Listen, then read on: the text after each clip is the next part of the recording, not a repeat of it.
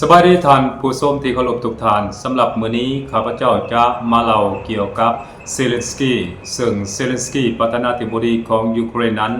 ก็ต้องการเข้าไปมีส่วนเกี่ยวข้องหรือว่าต้องการเข้าไปมีส่วนพัวพันเกี่ยวกับสงครามที่มันเกิดขึ้นระหว่างสหรัฐอเมริกากับอิหร่านซึ่งกำลังดำเนินไปอยู่ในภูมิภาคตะวันออกกลางอยู่นั้น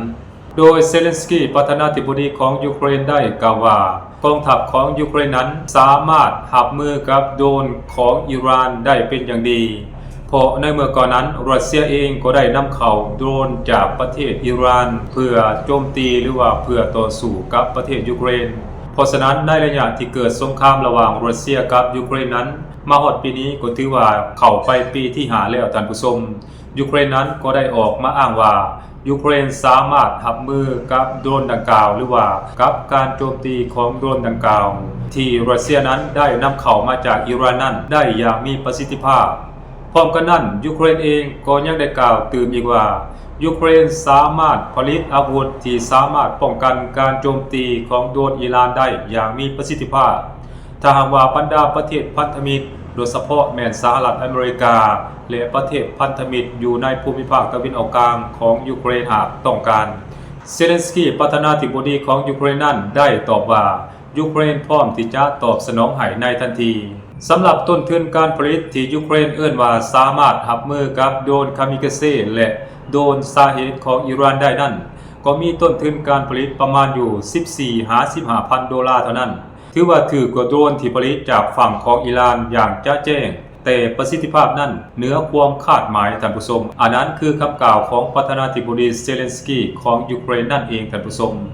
ในระยะผ่านมานั้นยูเครนเองก็ได้พยายามออกมากล่าวโดยเฉพาะแมนเซเลนสกี้นั้นก็ได้ออกมากล่าวตลอดว่าถ้าหากว่าสหรัฐอเมริกานั้นต้องการความช่วยเหลือจากยูเครนโดยเฉพาะแมนเกี่ยวกับการหับมือของโดรนอิหร่านนั้นยูเครนพร้อมที่จะช่วยเหลือสหรัฐอเมริกาอย่างเต็มที่โดยเฉพาะยูเครนนั้นแม้นมีความสำนิสำนาญทางด้านวิชาการหับมือกับโดรนของอิหร่านได้เป็นอย่างดีและยูเครนเองก็พร้อมที่จะส่งเสี่ยวซานไปช่วยเหลือสหรัฐอเมริกาในตะวันออกกลางท่านผู้ชมอันนั้นคือสิ่งที่ประธานาธิบดีเซเลนสกี้ของยูเครนกล่าวด้านหนึ่งการออกมากล่าวในลักษณะแบบนี้ของประธานาธิบดีเซเลนสกี้ของยูเครนนั้นข้าพเจ้าคิดว่ายูเครนนั้นต้องการหาแสงหลายกว่าท่านผู้ชมเพราะในระยะผ่านมานั้นบ่ว่าจะเป็นอาวุธยุทโธปกรณ์และการช่วยเหลือต่างๆของสหรัฐอเมริกานั้นแม้เริ่มลดหน่อยถอยลงอเมริกาเริ่มโฟกัสไปที่อิสราเอลหรือว่าเริ่มโฟกัสไปที่ภูมิภาคตะวันออกกลางหลายกว่าโดยเฉพาะอเมริกานั้นต้องการที่จะช่วยเหลืออิสราเอลหลายกว่าช่วยเหลือยูเครนในเวลานี้ท่านผู้ชมเพราะฉะนั้นยูเครนภายใต้การนำของเซเลนสกี้นั้นจึงได้ออกมาประกาศอย่างภาคภูมิใจและออกหน้าออกตาว่าพร้อมที่จะให้การสนับสนุนอเมริกาและอิสราเอลในการเหตุสงครามกับอิหร่านโดยเฉพาะแม้นเกี่ยวกับวิธีการหับมือของโดรนอิหร่านบ่ว่าจะเป็นโดรนคามิกาเซ่และโดรนซาเฮดเป็นต้นยูเครนอ้างว่ายูเครนนั้นสามารถหับมือกับโดรนพวกนี้ได้แบบ 100% ท่านผู้ชมอันนี้ตามการให้สัมภาษณ์หรือว่าตามการให้ข่าวของเซเลนสกี้ประธานาธิบดีของยูเครนนั่นเองท่านผู้ชมแต่ว่าในภาคสนามจะมีความเป็นจริงหลายหน่อยเพียงใดนั้นอันนี้เราก็ต้องรอถ่ายติดตามผลงานของยูเครนว่าจะปฏิบัติได้ตามคำกล่าวอ้างหรือบ่ท่านผู้ชมแต่ที่แน่ๆโดรนของอิหร่านและของรัสเซียนั้นในแต่ละมื้อแต่ละวันนั้นก็ถล่มบรรดาจุดยุทธศาสตร์สนามรบและก็กรุงเคียฟของยูเครนในแต่ละวันนั้นย่อยยับบ่ต่างหยังกับอยู่ในอิสราเอลมื้อนี้ท่านผู้ชมอันนั้นคือการออกมาเคลื่อนไหวหรือว่าการออกมาหาแสงของประธานาธิบดีเซเลนสกี้ของยูเครนนั่นเองท่านผู้ชมขณะเดียวกันทางฝั่งของอิหร่านก็ได้ออกมามีปฏิกิริยาต่อการออกมาให้สัมภาษณ์ของประธานาธิบดียูเครนไปเป็นที่เรียบร้อยแล้วท่านผู้ชมโดยอิหร่านนั้นได้ประกาศว่ายูเครนนั้น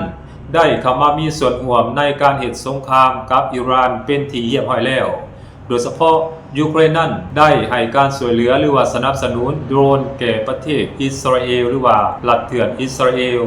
นั่นมันหมายความว่ายูเครนนั้นได้ร่วมมือกับอิสราเอลและอเมริกาโจมตีอิหร่านเป็นที่เรียบร้อยแล้วและนับจากนี้เป็นต้นไป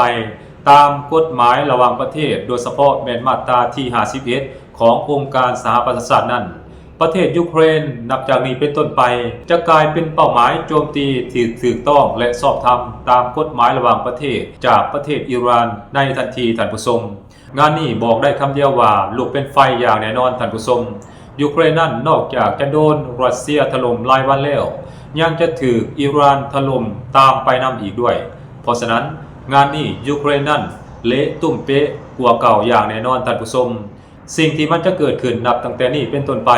ก็เกิดจากการหิวแสงของประธานาธิบดีเซเลนสกี้ของยูเครนนั่นเองท่านผู้ชม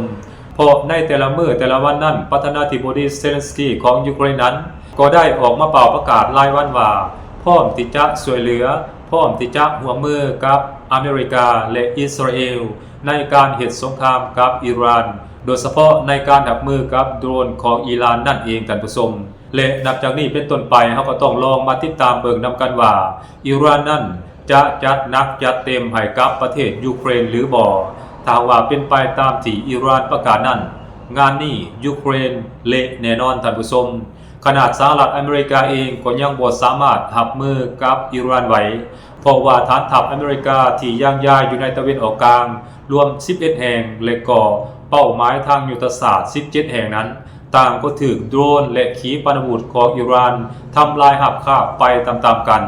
เพราะฉะนั้นทางว่าอิหร่านนั้นได้ปฏิบัติตามที่ประกาศไว้งานนี้ยูเครนออกห้อนๆหนาวๆอย่างแน่นอนท่านผู้ชมเพราะนอกจากจะหับมือกับประเทศรัสเซียอย่างนักหนาสาหัสแล้วยังต้องมาหับมือกับประเทศอิหร่านนำอีกด้วยซึ่งขีปนาวุธของอิหร่านนั้นข้าพเจ้าก็บ่แน่ใจว่ามันสามารถสัตว์ไปฮอดกรุงเคียฟหรือทั่วทุกจุดของยุโรปได้หรือบ่ท่านผู้ชมแต่ถ้าได้งานนี้อิหร่านจัดหนักจัดเต็มอย่างแน่นอนท่านผู้ชมอันนี้เฮาต้องรอเบิ่งต่อไปว่ายูเครนจะมีผลลัพธ์แนวใดหลังจากที่ออกมาเป่าประกาศแบบหิวแสงในลักษณะแบบนี้ท่านผู้ชมสบายดี